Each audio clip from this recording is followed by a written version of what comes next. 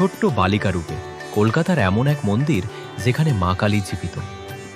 কলকাতার শিয়ালদার কাছে কার্তিক বোস স্ট্রিটে রয়েছে এক মন্দির, মা শ্যামসুন্দরী মন্দির। এখানে পূজিত হন মা কালী ছোট্ট বালিকা রূপে। মা শ্যামসুন্দরী এক অপূর্ব সুন্দরী ছোট্ট মা কালী, যাকে দেখেই মন ভরে যায়। মায়ের মূর্তিটি এতটাই স্নিগ্ধ, এতটাই জীবন্ত যে মনে হয় যেন এক ছোট্ট বালিকা আমাদের দিকে তাকিয়ে মিষ্টি করে হাসছে, যার দিকে একবার তাকালে চোখ ফেরানো যায় না।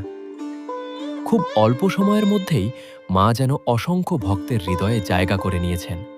বিশ্বাস করা হয় টানা ২৮টি শনিবার এই ছোট্ট মায়ের দর্শন করলে সমস্ত গ্রহদোষ কেটে যায়।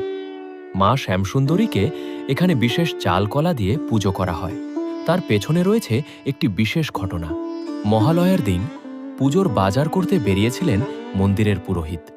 বাজারে তিনি দেখেন একটি ছোট্ট মেয়ে মা কালীর মতো সেজে সবার কাছে ভিক্ষা চাইছে। মেয়েটি কাছে এসে বলল, আমাকে একটু টাকা দেবে, আমি চাল কলা কিনে খাব। পুরোহিত বিরক্ত হয়ে তাকে সরিয়ে দিয়ে বলেছিলেন, যা কাজ করে খা। মেয়েটি কষ্ট পেয়ে উত্তর দেয়, আমি যদি কাজ পেতাম তাহলে কি তোমার কাছে ভিক্ষে চাইতাম? এই বলে সে চলে যায়। পুরোহিতও মন্দিরে ফেরেন। মায়ের প্রতিটি অমাবস্যা অন্ধকারে পুজো হয়, শুধু কালী পুজো ছাড়া। সেদিন ছিল মহালয়ার অমাবস্যা। মায়ের পূজা হচ্ছিল সম্পূর্ণ অন্ধকারে।